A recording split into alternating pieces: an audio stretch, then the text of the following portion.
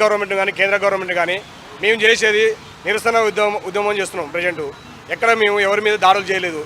ఇప్పటి వరకు తెలంగాణ అంటేనే సాంస్కృతికంగా ప్రజలు బతుకమ్మ ఎట్లా ఆడిర్రో బోనమేట చేసినాము. అదేవిధంగా మా ఉద్యమాలు కూడా మా నిరసన కూడా అదేవిధంగా వ్యక్తపరుస్తున్నాం.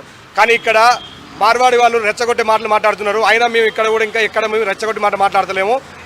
ఈ రోజైనా తెలంగాణ మేము స్వచ్ఛందంగా బంద్కు పిలిపిస్తే కారణంతో మేమేమీ లేదు. చాలామంది ఉద్యమకారులు కానీ తెలంగాణ ఉన్న సానుభూతి పరులు కానీ బంద్కు పిలుపునిస్తే నిరసనగా ఈరోజు ఇచ్చినందుకు ఒక్కరు కూడా ఏ ఒక్కరిని కూడా అరెస్ట్ చేయకుండా నైట్కే తెలంగాణ ఉద్యమం చేసినటువంటి మొట్టమొదటి వ్యక్తి ఎవరైతే ఉన్నారో పృథ్వీరాజు గారిని నైట్ 12 గంటల నుంచి 1 గంట మధ్యన ఇంటి దగ్గరకు వచ్చి అక్రమంగా అరెస్ట్ చేసి తీసుకొచ్చి ఏ పోలీస్ స్టేషన్ తీసుకుపోతున్నా కూడా సమాచారం ఇవ్వకుండా తీసుకొచ్చి నల్లకొండ పోలీస్ స్టేషన్లో పెట్టారు. ఇప్పటికి కూడా ఎవరికి కలవకుండా కూడా చేస్తున్నారు. తక్షణమే తెలంగాణలోని తెలంగాణ వాదులు, ప్రజాస్వామిక వాదులు, తెలంగాణ ఉద్యమకారులు, తెలంగాణ 2009 నుంచి 2014 ఉద్యమకారులు ఎవరైతే ఉన్నారో ఈరోజు బయటికి వచ్చి ఇలాంటి ఉద్యమకారులు ఎవరైతే అక్రమ అరెస్ట్ చేసారో అక్రమ అరెస్ట్ని నిరసనగా మనం అందరం బంద్కు స్వచ్ఛందంగా బయటకు వచ్చి ముందుకు వచ్చి ఈ ఒక ఉద్యమానికి మద్దతు తెలపాల్సిందిగా కోరుచున్నాం.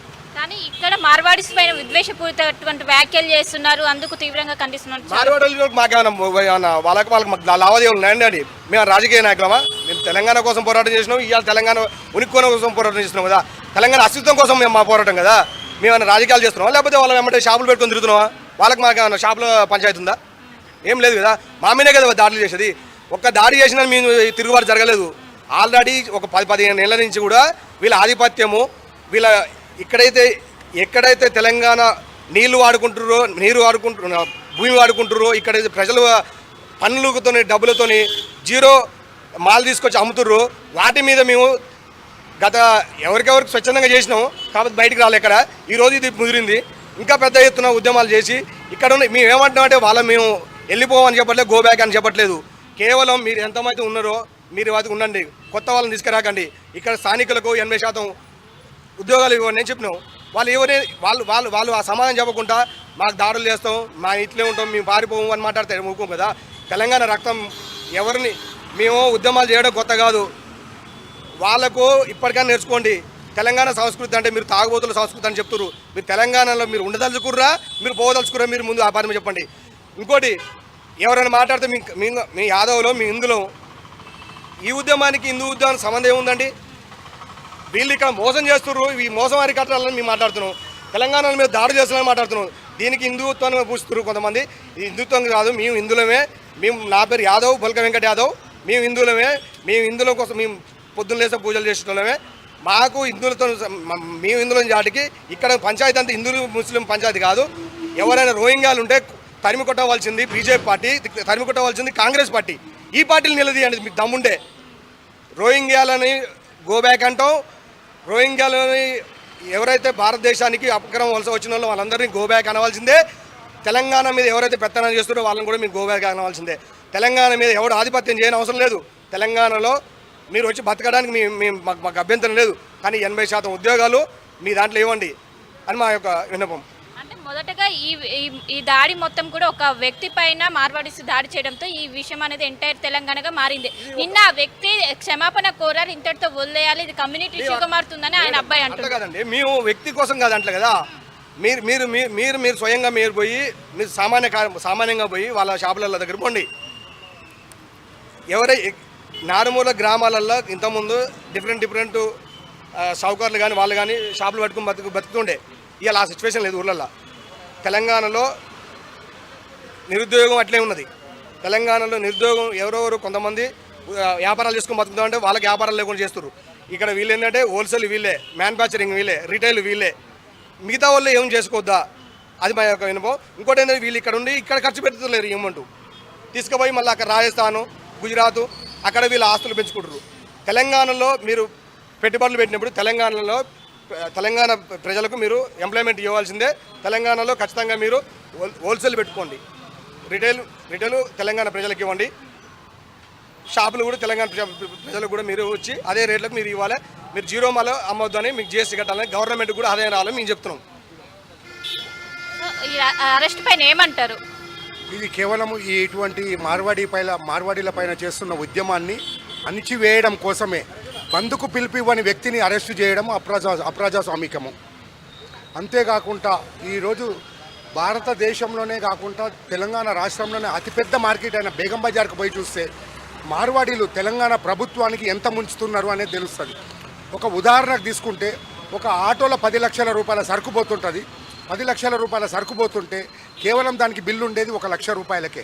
అంటే ప్రభుత్వానికి జిఎస్టీ సిఎస్టీ ఎగ్గొట్టేది వీళ్ళే.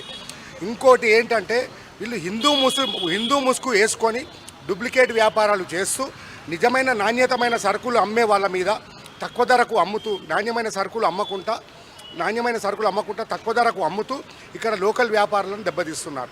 అంతేకాకుండా 4 తరాలు 5 తరాల నుంచి ఒక 200, 300, 500, 800 ఉన్న గ్రామ పంచాయతీలలో కూడా వీరు జనాభా ఉన్నటువంటి గ్రామ పంచాయతీలో కూడా వీళ్ళు తిష్ట వేసి నాణ్యత లేని సరుకులు తక్కువ ధరకు అమ్ముతూ వీళ్ళు మా ప్రాంత వాసులు తెలంగాణ ప్రాంత వాసులు పొట్టగొడుతున్నారు వీళ్ళు.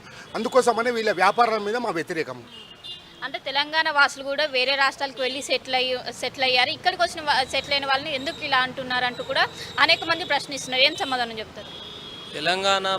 తెలంగాణ వాసులు కూడా వేరే రాష్ట్రాల్లో పోయి అక్కడ ఉన్నటువంటి ప్రాంత ప్రజల మీద బిజినెస్లు పెట్టి ఇలాంటి వాళ్ళు చేస్తున్నటువంటి వ్యాపారాల మీద వచ్చి దౌర్జన్యంగా 2 నెంబర్ మాల్ తెచ్చి తెలంగాణ వాళ్ళు పోయి అక్కడ అమ్మట్లేదు, వాళ్ళు కష్టం చేసుకుంటారు అంతే. వీళ్ళు గుజరాత్ నుంచి వచ్చి ఇక్కడ ఉన్నటువంటి మన తెలంగాణలో ఉన్నటువంటి ప్రజలు వ్యాపారులు వీళ్ళ మీద వాళ్ళు గుజరాత్ వాళ్ళు వచ్చి మొత్తం విచ్చలవిడిగా ఎక్కడ పడితే అక్కడ 2 నెంబర్ మాళ్ళు అమ్ముకుంటా ఇక్కడ వ్యాపారాలు చేసుకోకుండా వాళ్ళ పొట్ట వాళ్ళు గడపలేని పరిస్థితిలో ఇక్కడ తెలంగాణ వాసులు ఉన్నారు. ఇక్కడ చిరు వ్యాపారాలు చేసుకుంటున్నటువంటి వాళ్ళని హార్డ్వేర్ షాపులు పెట్టి కిరాణా షాపులు పెట్టి అదేవిధంగా బేకరీలు పెట్టి ప్రతి ఒక్క వ్యాపారం మీద దెబ్బతీస్తున్నారు.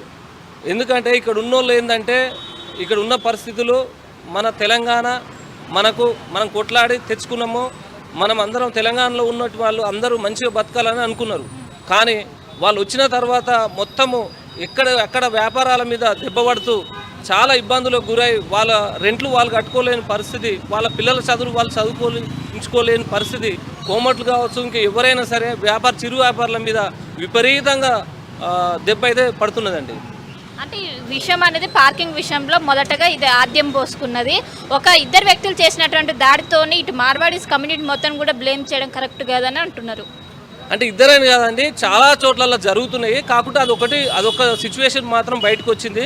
చాలా చోట్ల జరుగుతున్నాయి. అవి ఇప్పుడు మీరు కరెక్ట్గా గ్రౌండ్ స్థాయిలో వెళ్ళి ఎక్కడైతే మార్వాడి దుకాణాలు ఉన్నాయో అక్కడ వెళ్ళి మీరు ఖచ్చితంగా అక్కడ తీసుకుంటే వాళ్ళే షాపులు అన్నట్టు. ఒక మార్వాడి వచ్చి ఒక దగ్గర సెటిల్ అయింది అనుకో, ఆయనకు సంబంధించిన వాళ్ళని మళ్ళీ ఎదురుగా పక్కన షాపు అక్కడ ఆ చుట్టుపక్కల వాళ్ళ షాపులో ఎక్కువ ప్రతి ఒక్క షాపు కూడా నిర్ణయించుకుంటారు.